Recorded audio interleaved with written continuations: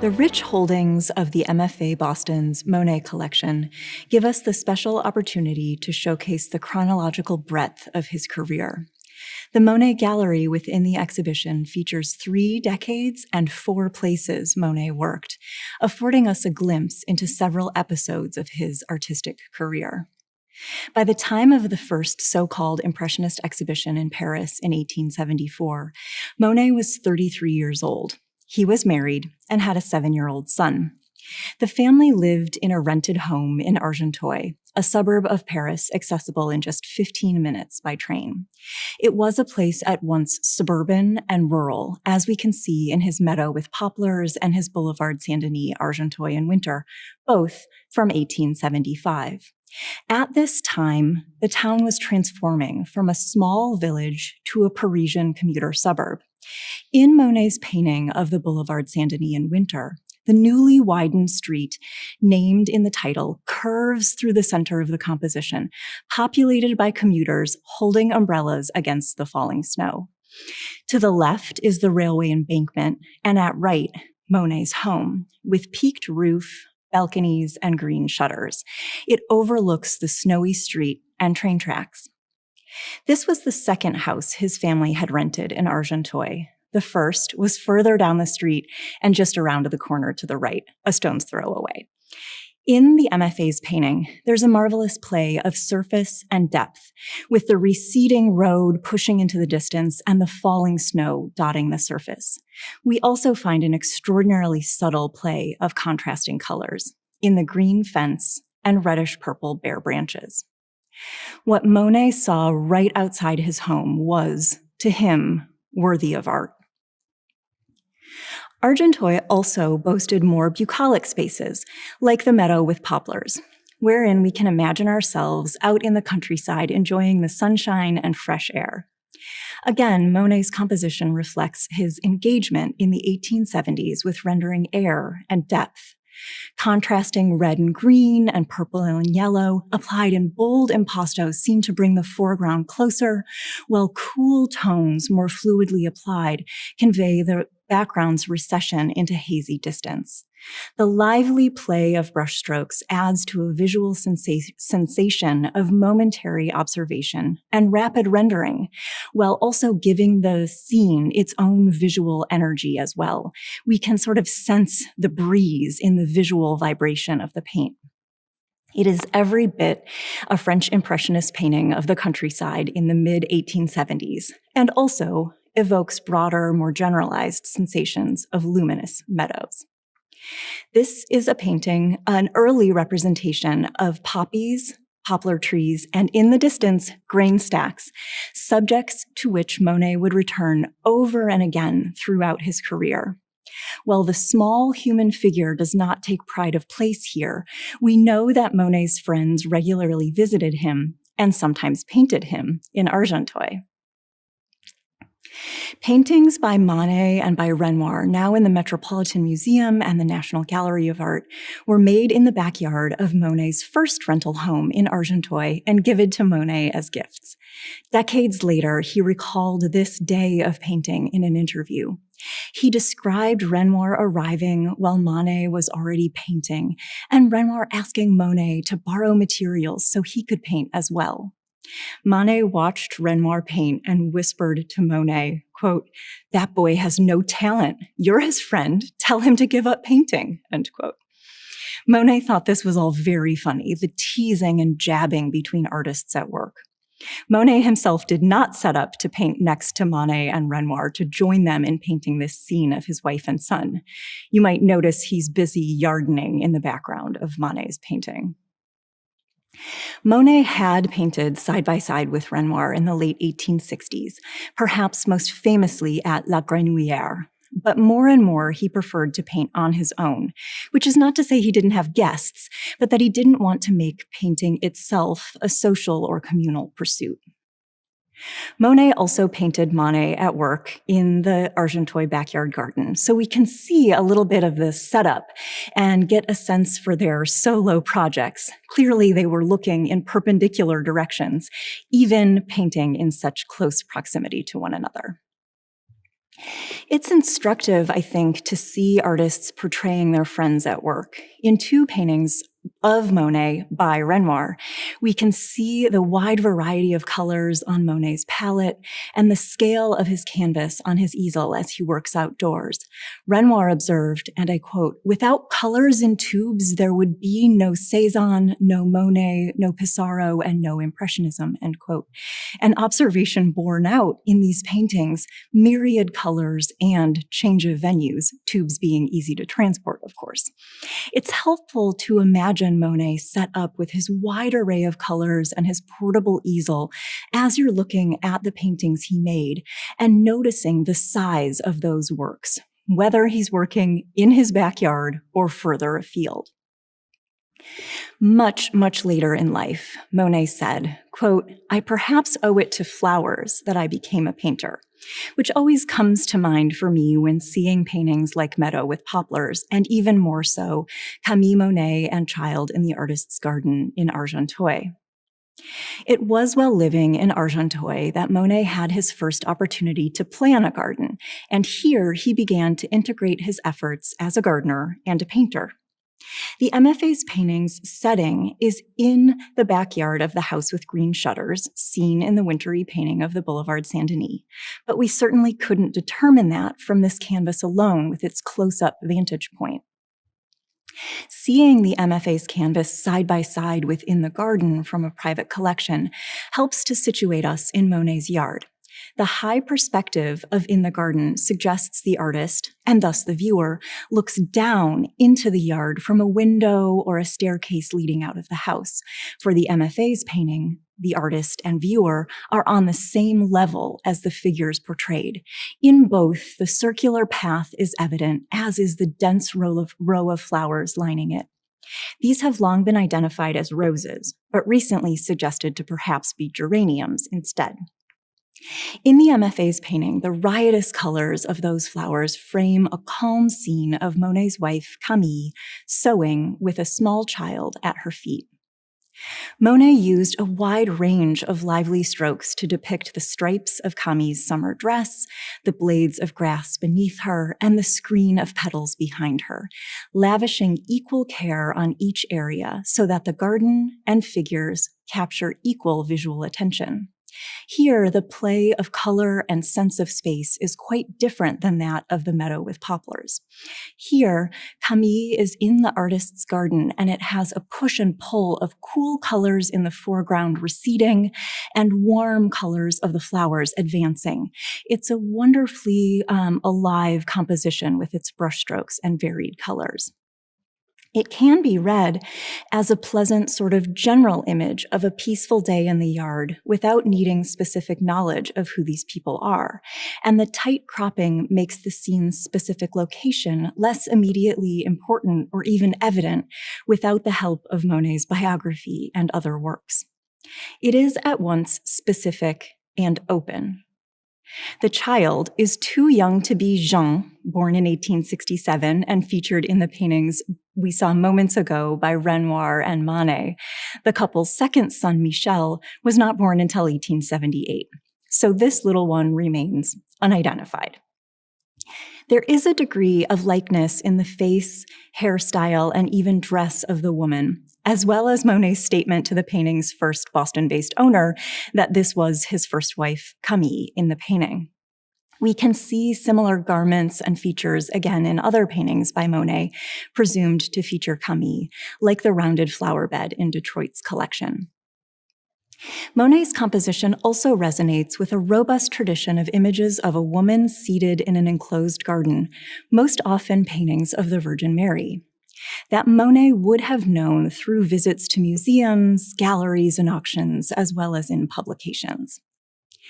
It can be simultaneously specific and momentary, as well as broader in its evocativeness. When you're with the painting in person, you may notice that Monet has applied the paint rather differently in the face and hair than elsewhere. In the woman's face and hair, there's a longer, more delicate stroke that resembles Renoir's brushwork a bit. Perhaps it is a powerful reminder that these two artists were companions in this time, but also increasingly going their own ways. Which reminds me of an anecdote from the following decade when the two friends vacationed together on the French Riviera. It was not a working trip. And when Monet returned to Paris, he immediately planned to return to the Mediterranean coastline on a painting trip alone. He told his dealer, Paul Durand-Ruel, quote, "As much as it was agreeable to do the trip as a tourist with Renoir, it would be a nuisance for me to do a working trip together. I've always worked better in solitude and from my own impressions, so keep this secret until I tell you otherwise. Renoir, knowing that I'm about to leave, would no doubt be eager to come with me, which would be harmful for each of us. No doubt you'll agree with me." 2 weeks later, he followed up from the coastline, clarifying, quote, "I wrote to Renoir, and I'm not making my stay here a secret. I only wanted to come alone to be freer with my impressions. It is always bad for two people to work together," end quote. On this painting trip in 1884, Monet remarked that it took weeks for him to truly see the place and conceive of it on canvas, despite having been there before and determined that it would be a good venue to paint. He said, quote, "You need to live in a place for quite a while in order to paint it. You need to have worked laboriously to render it confidently," end quote. He complained about the walking, stating that his was a dog's life, and as he explored the landscape. As we can see in his 1884 painting, Cap Martin, near Menton, he found so much visual interest in the place, with its red earth here in thick impasto, and the moist air and clouds dematerializing the mountains as he shows us with loose brushstrokes above. On a later trip, in 1888, he articulated other troubles with being around too many other painters and their opinions. Quote, "All these folks here, the painters, are idiots who had indicated with their stupid point of view the least good locations. And voila, this morning, listening only to my instinct, I discovered superb things," end quote. He actually seemed both irritated and a bit self-conscious about the other artists around him in Antibes. Quote, "For them, I am a curious beast to view up close, and they all want to see what I do, doubtless in order to ridicule me," end quote. But Monet does end up painting many of the same vistas that other artists, painters as well as advertisers, did, like the view of the fort. It wasn't just the other people that presented a challenge to Monet's artistic pursuits in the South. The atmosphere was a formidable rival as well. He wrote to his sculptor friend, Auguste Rodin, quote, "I joust and fight with the sun, and what sun there is here. You have to paint here with gold and gemstones. It's amazing," end quote. To another recipient, he confessed, quote, "Surrounded by this dazzling light, one's palette seems quite impoverished," end quote. For me, Monet's paintings convincingly recreate the visual sensation of bright sunlight, making architectural detail hard to discern. Quote, "Surrounded by the fairy-like air," Monet claimed, "what I bring back from here will be pure, gentle sweetness," end quote. Time and again, Monet described the pinks and blues, the sweetness of the atmosphere, as otherworldly, and his canvases with their marvelous play of soft colors and vibrant light convey that. But for some of his peers, including Pissarro and Degas, the paintings were too pretty and too commercial when they were exhibited by Theo van Gogh, Vincent's brother, who was then working for Boussat and Valadon Gallery and took on 10 of Monet's paintings from the South. If you will permit me a little chronological backtrack, I want to stop on a different coastline, that of Normandy, to address two other aspects of Monet's painterly practice that I find helpful before looking forward to his series paintings. In these paintings from the early 1880s, we encounter Monet's fascinating iteration across chronology with Fisherman's Cottage and a viewpoint informed by Japanese prints with Seacoast at Trouville. What I love about seeing Monet's Seacoast at Trevi alongside Hiroshige's print is the reminder that Monet carries in his mind great works of art that he admires, and those memories, those artworks, shape his experience of the world around him, even if subconsciously. Monet amassed a sizable collection of Japanese woodblock prints and knew others through exhibitions, shops, and publications. While he did not own this particular one, he owned others from this series and others with centrally located trees. I can imagine him scouting along the Normandy coast for where to place his easel and being so pleased with this little tree and giving it pride of place in the center of the composition. Imagine if he moved his easel 5 feet in either direction. That little tree about to pull out of the ground wouldn't be the star of the show anymore. The painting Gust of Wind, made on the same trip as Seacoast at Trevi, realizes exactly that point. Any of those little trees near the coast toward the left could be the one featured in the MFA's painting. In late summer, probably late August or early September of 1881, Monet made this brief trip to the coast. He needed to absent himself from his domestic situation. It was a complex time in the artist's life. His first wife, Camille, died in 1879, and he and their 2 young sons took up residence with Alice Hoshide, wife of his former patron Ernest, and the 6 Hoshide children. Finances were dire, Ernest Hoshide having gone bankrupt and auctioned off his collection, Monet bartering paintings to his landlord to cover overdue rent. And a liaison that would become marriage after Ernest's death developed between Monet and Alice Hoshide. He made these 4 paintings on that 1881 trip to the coast, at the end of which he wrote to his dealer when he got back home, quote, "Here I am back in Vetoy, the persistent bad weather having prevented me from doing any kind of work. It was necessary for me to return, and to return empty-handed," end quote. So he says he's empty-handed, but he made 4 paintings, or at least started them, on that trip. About 8 months later, he exhibited the MFA's Seacoast at Trevi in the 7th Impressionist exhibition. So he went from empty-handed, his words, to exhibition ready.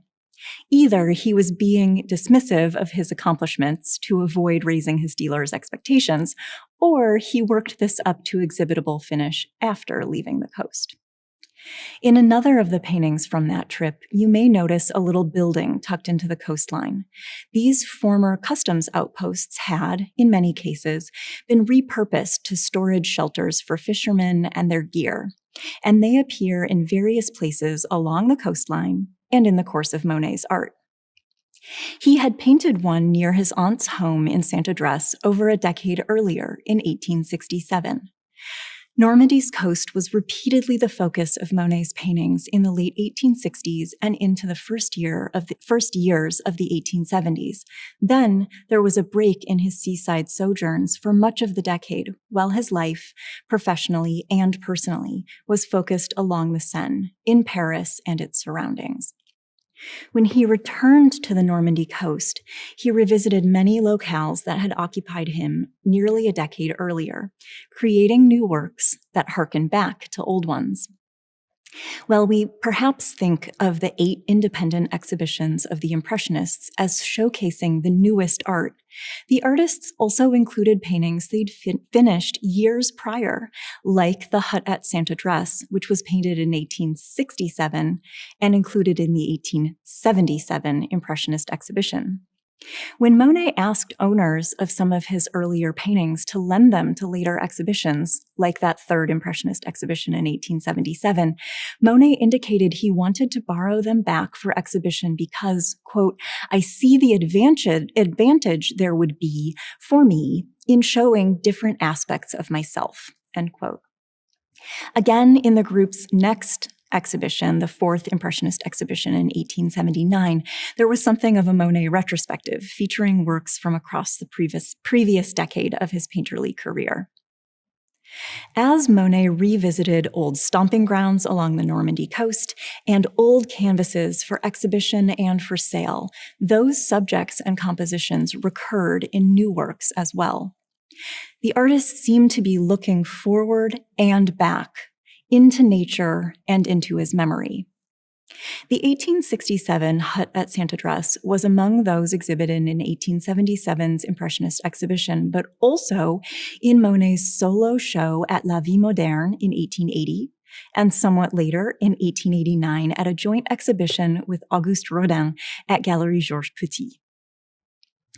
Variations on the distinctive composition with an extremely steep elevated viewpoint and a modest building punctuating the coastline reappeared in Trouville in 1881, and extensively the following year in more than 10 paintings, including 4 featuring the particular building found in the MFA's Fisherman's Cottage on the cliffs at Varengeville, and similar buildings elsewhere along the coastline as well. Coming back to that 1882 exhibition, the 7th Impressionist exhibition, where Monet's Seacoast at Trouville was first displayed, critic Ernest Chesneau beautifully recognized the challenge and triumph of Monet's negotiation of immediacy and memory, noting sagely that, quote, the fundamentally variable phenomena of light and atmosphere pass, leaving only an impression on our retina and in our memory, a memory of the enchantment of color and movement. That is what the painters aptly named Impressionists aspire to and succeed in rendering for us. It is the memory that they wish to and know how to fix. What eyes sensitive to these ephemeral celebrations of coloration and motion, to these wonders of light that play on the surface of our terrestrial globe, would not be grateful to them, end quote. Monet valued Chesneau's review, and while the critic may only have intended memory as a matter of moments, the duration from visual stimulus to selection of pigment to moving a brush across the canvas, the celebration of Monet's paintings as an achievement of memory resonates more broadly. It was also around this time, in 1882, that Monet started to write more regularly in his letters about his studio practice, including the wish to see all of his works from a painting trip together in his studio before releasing them to his dealer, Paul Durand Ruel. Monet would return again to these coastal locales 15 years later, in 1896 and 97, to create more related works, again reprising familiar compositions, including at least 4 featuring the cottage at Varengeville. These were shown, along with his Morning on the Seine series, at Galerie Georges Petit in 1898. The cottage paintings, like the later grain stacks, repeat a motif and some compositional elements, without being as much the same in their composition as the Morning on the Seine series or the Rouen Cathedral series, or even the Lily Pond and Water Lilies. The cottage paintings hint at seriality, but extend across a wide 30-year chronology of Monet's career. Over the course of a much more concentrated period in 1890 and 1891, Monet painted some 30 canvases of grain stacks, some with 1 stack, others with 2. This was his first true series, his first concentrated and repeated engagement with a single motif. But we should recall that working in an iterative fashion was not new to Monet, whether it was the fort at Antibes up close and from afar, the cottages along the Normandy coastline, or the famed suite of paintings of the Saint-Lazare train station. To paint his first true series, Monet turned his attention to a small field called Le Clos Morin to the west of his home in Giverny, where harvested grain was constructed into stacks and stored.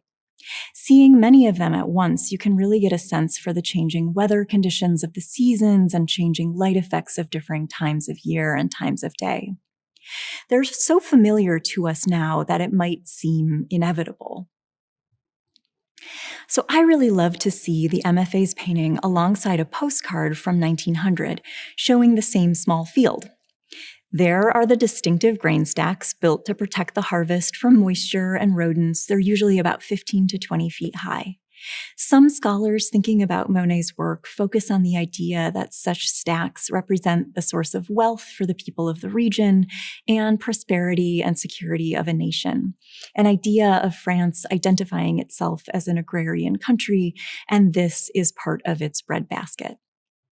This field is just a stone's throw from Monet's house, and I like seeing the MFA's painting alongside a photograph of that field because for me it highlights Monet's choices, the way he placed his easel in this field and framed his composition on canvas.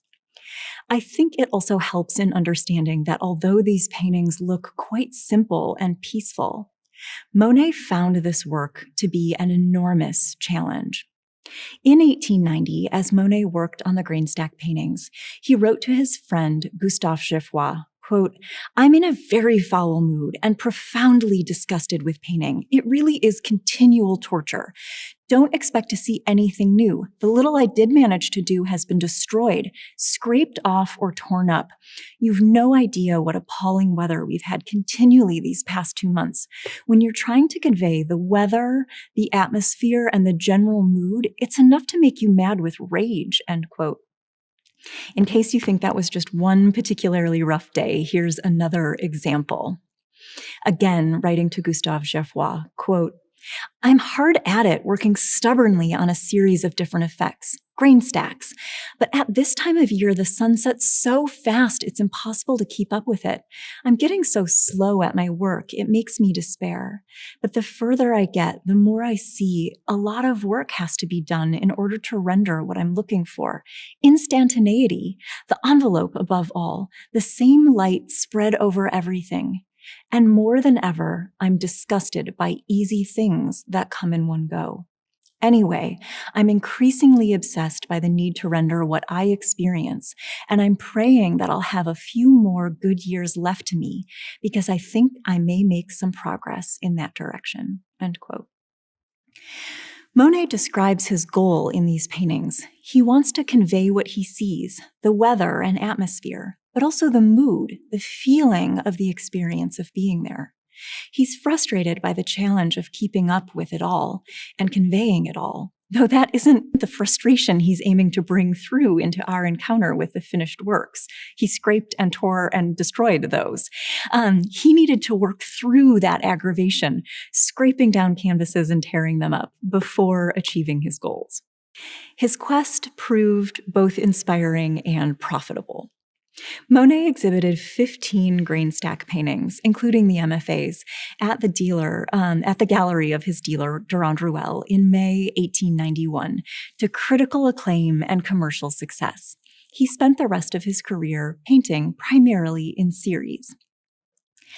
That same friend who received those frustrated letters from Monet was the one who wrote the essay in the exhibition's pamphlet in 1891. The show was so widely heralded that the essay was reprinted in a major art journal for broader distribution. Given that this is written by a friend, and by a friend with whom Monet shared his thoughts while working on the series, I think it's particularly interesting to quote at length. From what he had learned from the painter and what he saw in the works, Gustave Geoffroy wrote, quote, "The grouping together of 15 canvases of Greenstacks, each representing the same subject with a rendition of the same landscape, is an extraordinarily victorious artistic demonstration. For his part, Claude Monet has been able to substantiate the continuous appearance in new aspects of immutable objects, the uninterrupted flood of changing and interrelated sensations apparent in the face of a changeless spectacle. He substantiates the possibility of summing up the poetry of the universe within a circumscribed space," end quote. I love the way Geoffroy articulates this notion that the proximate and particular evokes the broad and expansive, as discussed earlier in this talk as well. Geoffroy continued, quote, "He knows that an artist can spend his life in the same place without exhausting the possibilities of the constantly renewed scene around him," end quote. It is such a potential lesson for us to encourage us to see endless possibilities all around ourselves. Geoffroy extended the analysis of Monet's grain stacks to his oeuvre in general. Quote, "The same message conveyed by the light in the grain stack landscapes is transmitted in other canvases. He is always the incomparable painter of earth and sky, preoccupied with fleeting light conditions on the permanent background of the universe." End quote. This is indeed one way of thinking about Monet's achievement, his ability to balance the stable and the fleeting in his art. Among American critics was Cecilia Warne, who lauded the charms of these paintings in a publication called Atlantic Monthly. She said, quote, "Most wonderful of all is the way in which the painter manages, by mere pigments put on canvas, to make you feel all the heat and harmony and happiness of summer," end quote. In addition to critics, artists also responded to these works. The artist Theodore Robinson wrote from Giverny on June 9th of 1891 to the Bostonian Thomas Perry, recommending that he see Monet's recent work. And I quote, "It is colossal, something, the same grave, almost religious feeling there often is in Millet, with at the same time the charm of realism. To me, they are a little finer than any of his previous work." End quote. It is satisfying to be reminded that Monet wasn't the first to take on these temporary structures as the subject of a painting. There is something reverential in the quietude and grandeur of Monet's portrayal of the grain stack, perhaps creating the kinship Robinson perceived between the atmosphere of these paintings and the dignity Millet gave to scenes of rural land and work. Of course, not everyone was unreserved in their admiration. Pissarro wrote with regard to the grain stacks at Durand Ruel's gallery, quote, "It's hard to put one's finger on it. If I were to find fault, it would be more to do with a question of accuracy or one of harmony rather than of unity of execution," end quote. He just couldn't reconcile himself to it. Quote, "Nothing but grain stacks. I do not know to what extent Monet must be annoyed by being tied to this sort of repetition. These are the awful effects of success," end quote. But Pissarro did feel that, quote, "these canvases breathe contentment," end quote, which is perhaps a bit funny given what we know about how hard these paintings had been for the artist to achieve. But perhaps it's also a testament to Monet achieving his goal of rendering the whole sensation the complete envelope of the experience. More than a decade later, in 1905, a photograph of the grain stacks in Le Clos Morin appeared in an article about Monet and his work. I'm fond of this photograph because we can get a sense for his fame and for how closely this form, this motif of the grain stack, came to be associated with him, even 15 years or so after he painted the series of grain stacks, to say nothing of now, more than a century later. While working on the grain stack series, Monet bought his home in Giverny, and in 1893, he also purchased land across a small road and railroad tracks from his house to make something, as Monet described it himself, quote, "for the purpose of cultivating aquatic plants, and also for the pleasure of the eye and for motifs to paint," end quote. The MFA's painting, Water Lily Pond, shows a structure and space in Monet's home garden constructed based upon Japanese prints he admired. The footbridge spanned the lily pond at its narrowest point. You may recall Monet's love of flowers and of gardening as described earlier in this talk. After buying his home and the adjacent property in Giverny, he ripped out the vegetable garden to plant flower beds near the house, and he sought permission from local authorities to reroute water from the river to create a still pond for water lilies. These spaces would become the focus of his artistic energies through the final decades of his career. Although he planted this area by 1895, he didn't paint it in earnest for almost 5 years, during which time the foliage grew in around it. In 1899, once the garden had matured, Monet started work on a series of 17 views under different lighting conditions. Seeing others from the group reminds us of the range of color palettes and the subtle shift in viewpoints from the bridge nearly centrally located across the composition to a shifted angle with which Monet depicted this scene. For me, in the MFA's painting, there's a fascinating play of reality and reflection, where the foliage itself ends and meets its reflection on the water's surface, and the wonderful visual commingling of the object and its reflection. Monet doesn't simplify this or make it easier for us to tell them apart. He allows this harmony and open-endedness. The first suite he painted of the garden focused on the bridge and took in trees and reeds along the water's edge, but the artist soon turned his attention onto the pond's surface.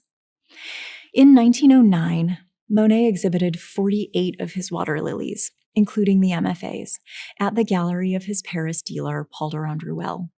Monet called them water landscapes. As Monet said, quote, "I painted a lot of nymphea, each time modifying my point of view, renewing the motif with the seasons and according to the effects of light caused by these changes. The effect changes incessantly, not only from one season to the next, but minute by minute, because the lilies are not the spectacle, they are only the accompaniment," end quote. The descriptive title, Water Landscapes, perhaps aligns better with Monet's assessment than the currently employed title of Water Lilies. In an interview for this 1909 exhibition, Monet told the journalist, Roger Marks, quote, "I set up my easel in front of this body of water that adds a pleasant freshness to my garden.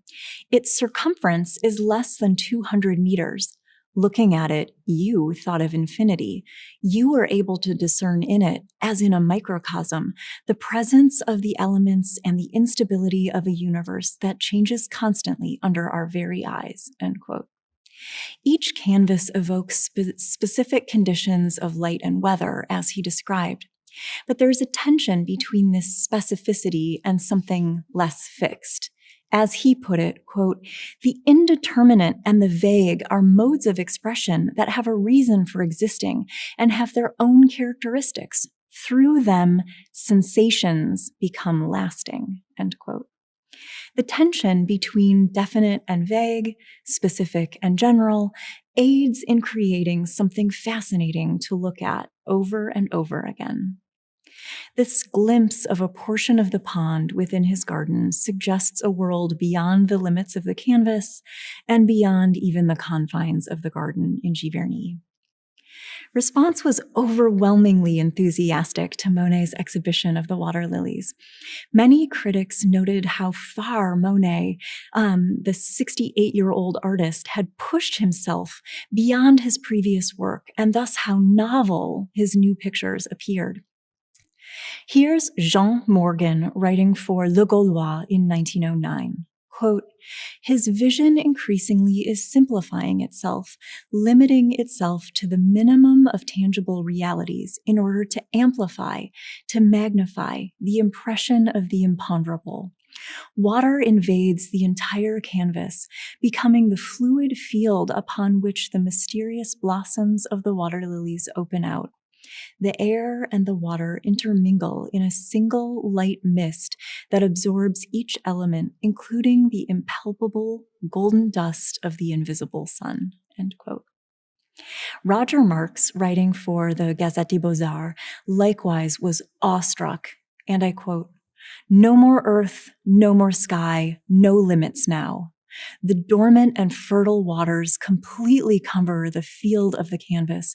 Light overflows. Here, the painter deliberately broke away from the teachings of Western tradition by not seeking pyramidal lines or a single point of focus. Through the incense of soft vapors, under a light veil of silvery mist, the indecisive meets the precise. Certainty becomes conjecture, and the enigma of mystery opens the mind to the world of illusion and the infinity of dreams," end quote. In all of this, I'm reminded of Monet's restless creativity and of the compelling contradictions in his own words and those of his peers to describe his art, and perhaps in our own experience of his work, of the general and the specific, the momentary and the universal, the tangible and the ethereal. It calls to mind poet Charles Baudelaire's words from The Painter of Modern Life, wherein he wrote of, quote, the passing moment and all the suggestions of eternity that it contains, end quote, which so poetically captures that tension between the immediate and the eternal that characterized modern art for Baudelaire and is perhaps at the heart of what makes Monet's landscapes, Monet's places, so endlessly captivating.